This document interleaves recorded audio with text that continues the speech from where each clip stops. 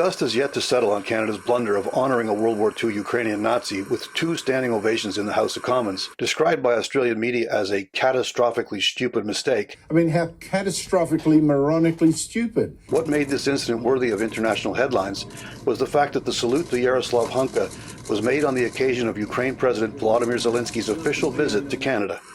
It's time to target just how badly this blunder will affect Canada's global reputation. Zelensky is Jewish, and a number of his relatives were killed by the Nazis during the Holocaust. And yet he dutifully rose to his feet for both standing ovations to thank Hunka for his service. When recognizing Hunka as his special guest in the gallery, House Speaker Anthony Rota identified him as a Canadian veteran who fought the Ukrainian independence against the Russians. To anyone with even a basic understanding of World War II history, this should have set off alarm bells immediately. If Hunka was fighting against the Russians, that means he was fighting for Hitler's Nazis. Canada was allied with the Soviet Union during those dark days to liberate Europe from the Nazis. If some members of Parliament were indeed that ignorant of this chapter in our history, they can be forgiven for being unwittingly duped into applauding a man described by Rota. He's a Ukrainian hero, a Canadian hero, and we thank him for all his service. To be fair, the mainstream media covering this event also collectively failed to grasp what it meant for Hunka to fight against the Russians. And they reported the standing ovations to 98-year-old Hunka as a moving moment.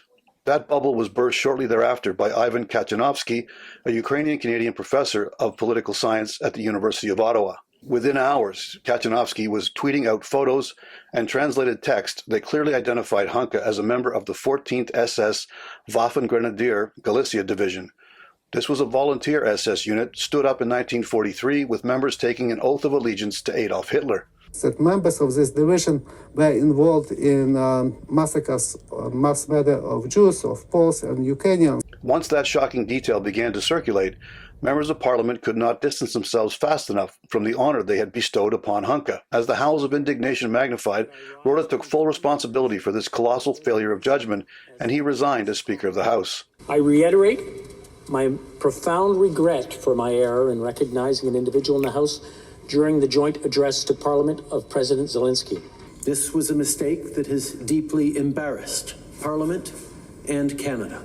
Prime Minister Justin Trudeau dodged the issue for 3 days and then made a formal apology on behalf of all members of the House of Commons. I would like to present unreserved apologies for what took place on Friday and to President Zelensky and the Ukrainian delegation for the position they were put in. To date, there's been no official apology to Ukraine President Zelensky specifically, and very few of the members of the Parliament in attendance at that event have personally apologized to their constituents for inadvertently paying respect to a Nazi. Without a doubt, the true nature of Hunka's wartime service would not have come as a shock to all MPs. In particular, Deputy Prime Minister and Minister of Finance Chrystia Freeland is of Ukrainian descent, and she has long prided herself on her detailed knowledge of Ukraine's history. What happened was completely unacceptable. Also present for the ovation was Canada's Chief of Defence Staff, General Wayne Eyre. As Canada's top soldier, Eyre represents every serving member and veteran in the country. It is unthinkable that a career officer of Eyre's rank would be so ignorant of military history as to not realize that Hunka must have been a Nazi. Once the story broke, it became incumbent upon the CDS to apologize for this misplaced tribute to a Nazi. Eyre recently did an interview with CBC wherein he reflected upon his experience as a young officer in Croatia. It was in reference to the 30-year anniversary of the Battle of the Medak Pocket. The whole area just smelled of ethnic cleansing. There was a smell of burning wood, of burning flesh, of burning animals. It was everywhere. Eyre was still emotional at having witnessed the ethnic cleansing committed by Croatian soldiers against Serbian civilians in that battle. The smell is something that it took me years to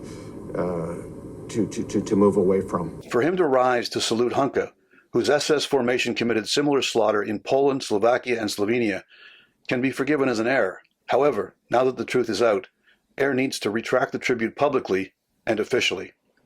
This has been On Target. I'm Scott Taylor.